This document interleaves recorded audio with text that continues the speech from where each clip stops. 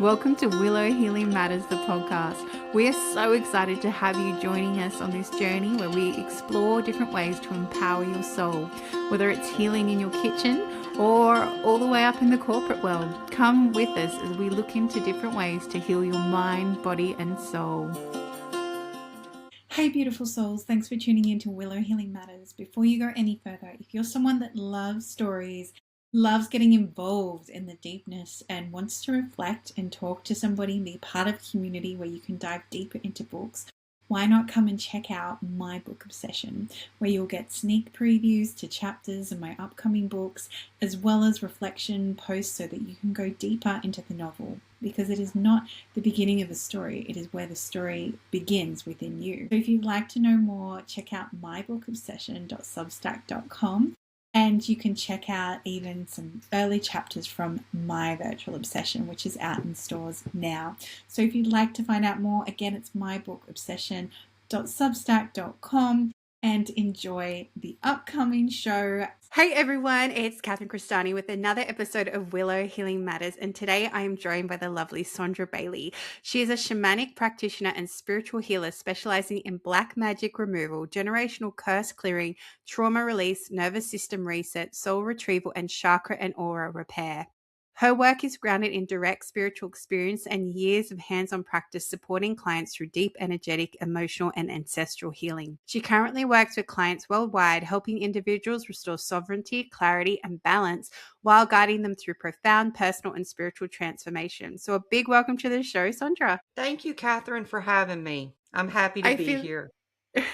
I'm so glad to have you because this is such an important topic that I actually haven't had anyone talk about, which is all about protecting your energy, right? And or if you have the interference, figuring out how to remove that interference from your field.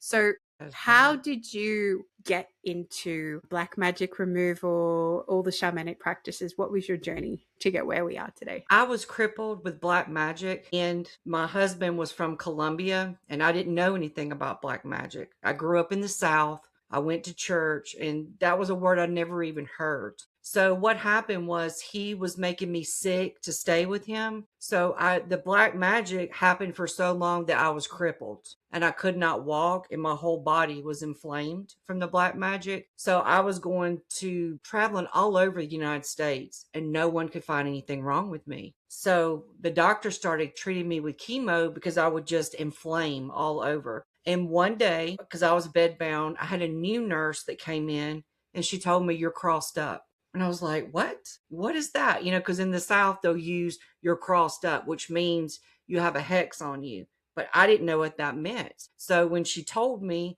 and I started checking and meeting with other people, it was verified. But I had to be the one that removed it. And it was very intense. Yeah, it's so hard to do it yourself, 100%. We were just talking before we started recording, saying I have a client and she has a curse in her lineage and she had to remove it. And it's funny actually how many people have come into my field before I started talking to you, especially with Mason curses. Yes. And everyone's like, what? So yeah.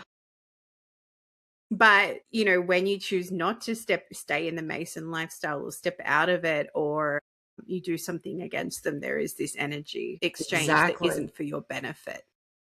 My grandfather, sorry. Yeah. No, go for it. My grandfather was a third degree Mason. And I hear that in the spiritual world so much. And I was like, there's no way. So he's passed. So I went to the lodge and he was. And then all the contracts that they put on our lineage with reptilians was insane, the amount. And it took a long time for me to go and remove all those contracts. Yeah. And I guess for anyone sitting there freaking out, listening to this, if you feel like you're starting to question it, there's probably something in your field that's resonating. And that's why you're sitting there listening right now going, oh, why does this feel so triggering? Or why is this so overwhelming? So for people who are curious if they have a hex or contracts or curses, what do you recommend for them? What I do is I check them. So I ask for their full name and either the city that they're in, and then I'll go into a trance, and then I can look at them and I can see it if it's there. And Does it one thing I appear? want people to understand is that this is going to continue to grow because of the times that we're in, and people are using black magic as a weapon. I Yes. just had a lady that someone put a curse on her because their dog urinated in her yard. So that's the world we're in right now.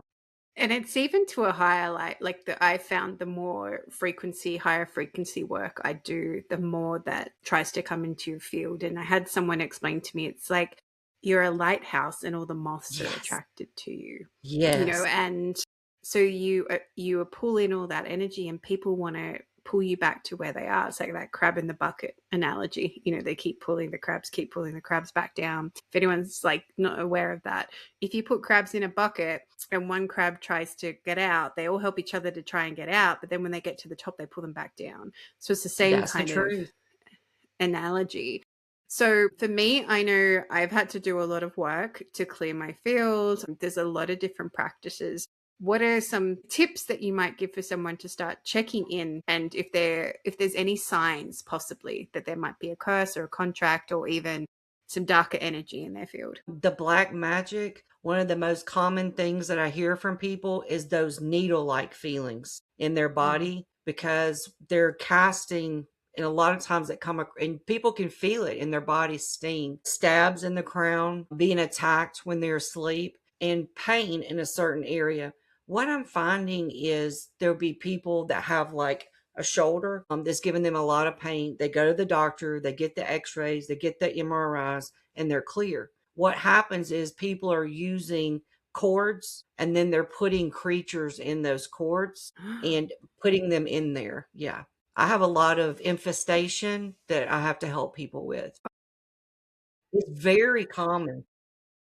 It's amazing because that's such a big thing I teach my clients, is to make sure you cut the cords that aren't for your highest and greatest good. Because even if you remove the infestation, that word is so appropriate. If you haven't cut the cords, it's just going to keep happening and reattaching. Exactly. And I also love that you teach people how to do it themselves, and you guide them through it themselves, because that is really an empowering move. Because usually if you've attracted one, there'll be Yes. more to come. Yes, and what I do is I haven't talked to you about this, but I have a large number of soldiers because I'm a warrior shaman, so I fight a lot of demonic beings. And what I'll do is I'll send them with my students to guide them so that they're able to do it hands-on and they're safe. Because I'm finding a lot of practitioners, they've got soldiers, the dark practitioners. Interesting.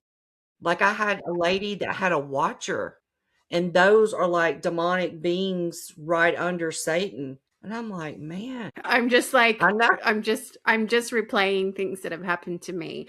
So this one day I was with my spiritual mentor and one of our other friends, and we came down and we were going out to this place on our land because it's a very old ancient site for rebirthing, and there's this tree there, and I call him Heart, but he actually speaks your, like, when you close your eyes, if he lets you, he's very selective who he lets communicate with him.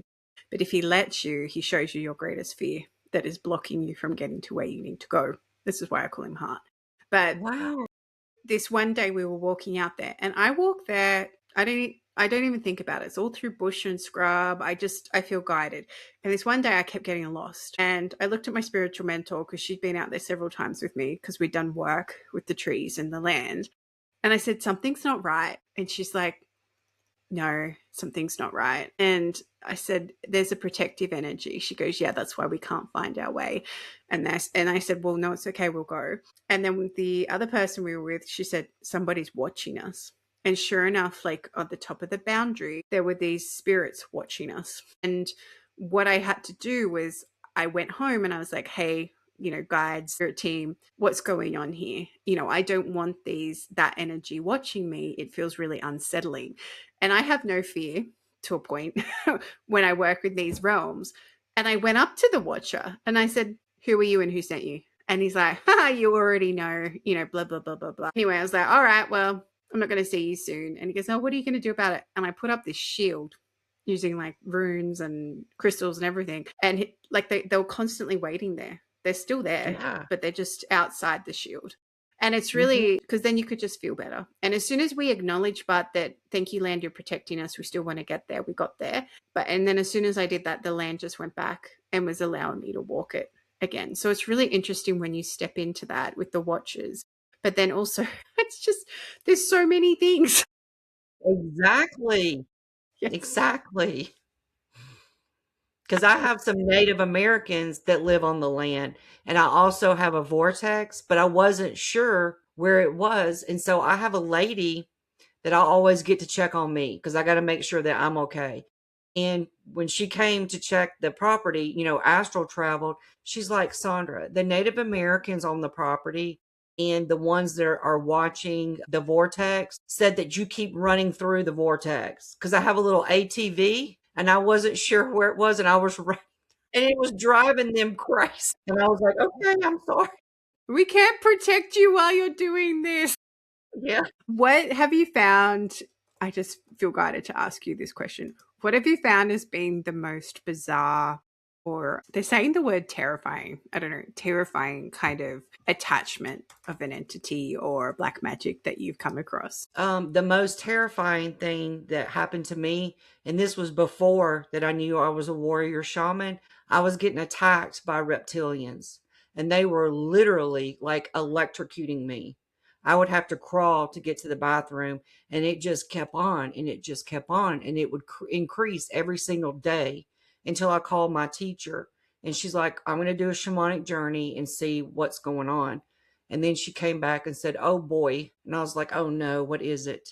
She said, you're a warrior for Archangel Michael. She said, but before we do all of this, you have to accept it. There's a little initiation.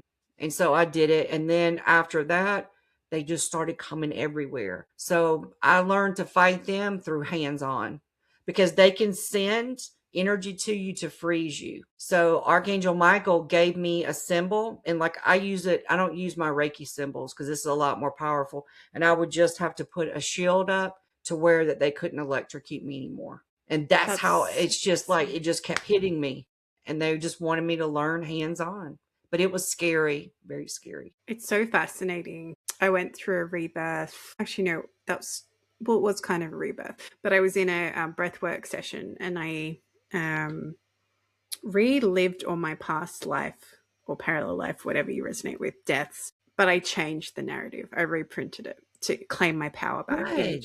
But I felt all the physical pain, went through it all. And the week after that was one of the freakiest weeks of my life. But there was all these psychic devices that have been put on me across multiple incarnations, and they started pulling them all out because I'd shifted my frequency enough that they could pull them all out.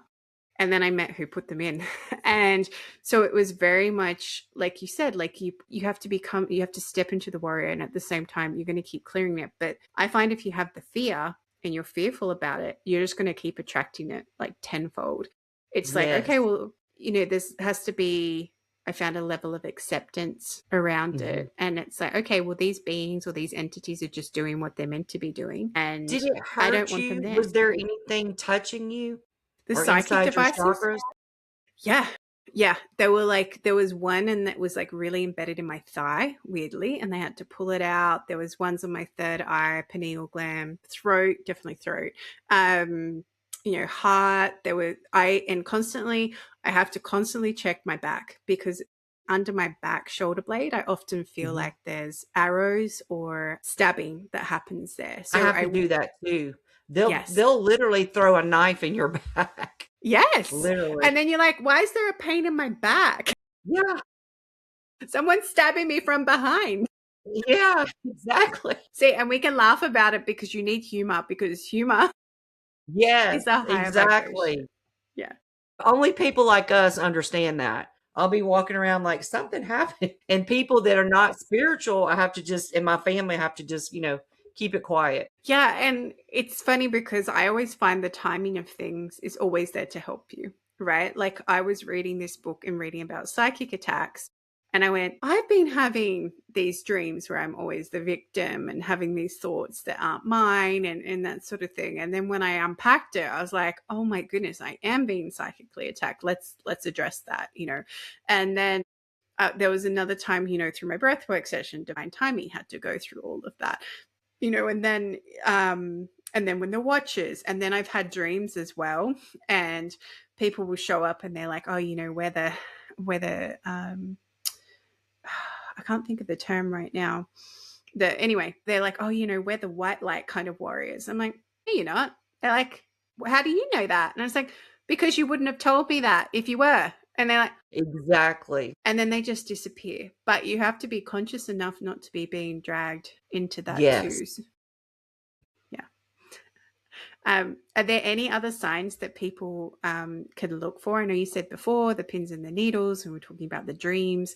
Is there anything else that might be red flags that there's something weird going on? I recommend that everybody does this because you'll have a different feeling in your body for earthbound spirits that didn't cross, dark practitioner, and dark being. So for me, I mean, you can like walk to a graveyard, and then that will give you your sign for how to see spirit. Our dark being, you could find that like at a bar or any type of thing where there's alcohol going on. And the other would be the dark practitioner. So for me, when I get pain in my neck, I know that there's a dark being around. If I feel like I'm going to pass out, I know it's a deceased spirit. If I feel like really like mentally unstable, I'm 77, I know it's a dark practitioner. Interesting. And a lot of the people that come to me talk about the stabs in the crown and then the stabs in the solar plexus.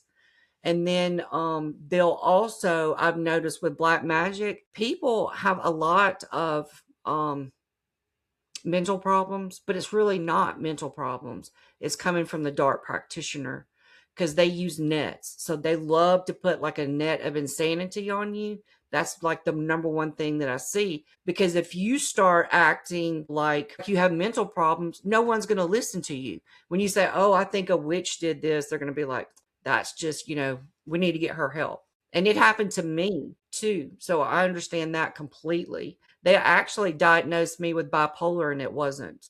And it happens quite often. There's actually a lot of work being done with practitioners going into mental asylums and actually realizing a lot of them, it's just their clairs being activated, or like you said, there might be a curse on them or something else. And once that gets cleared, there's actually, or they understand, actually, I am hearing things. I'm just not hearing things in this plane of existence. Exactly.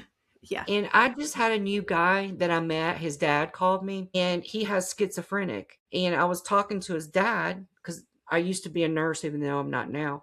So I was talking to the father and he's like, he thinks it's a spiritual problem. And I said, it can be because he could have different spirits around him and he's hearing their voices and it's really them. It's not him. Well, sure enough, as soon as we did a house clearing and I left some of my soldiers with him, it stopped. Yeah. And I love that you send out little soldiers. I do something similar. I'll send out teams of angels or whatever spirit guides need to go, or plant allies or spirit animals, whatever. I'm like, whoever and is for the highest and greatest good, or whomever needs to go right now. You need to go out and do some work for these people, or these souls, because sometimes, and it's funny, I actually have a client and his spirit team's compromised. His spirit team's been hijacked to such a point that Mine did too. Yeah. And we were having a phone conversation and he was just asking me some questions to clarify what he had been getting. And I said, it's really interesting because when I work with clients, I kind of have my spirit team and then their spirit team goes to my spirit team. So I stay in my frequency. And I say they have like a party, right? And then I get the information come through. I was like, my party's really quiet today. Your guides aren't here. I said, this is just coming through for the highest and greatest good from your higher self because your guides can't get through. And that's part of what they have done to compromise him. So he gets the crazy voices in your head, like you said, the net of insanity and those sort of things. And he has to decipher what's his and what's not. And he goes, I can hear my guides, but it's like a faint whisper because then I want them to get louder. I have to figure out how to get them louder. So it's really interesting, the different elements that it can come across at and what level it can be at as well. Yeah. I find dreams is sometimes the biggest way that people, or for me, that I'm the most vulnerable. And that's like me learning through that too. Mm-hmm.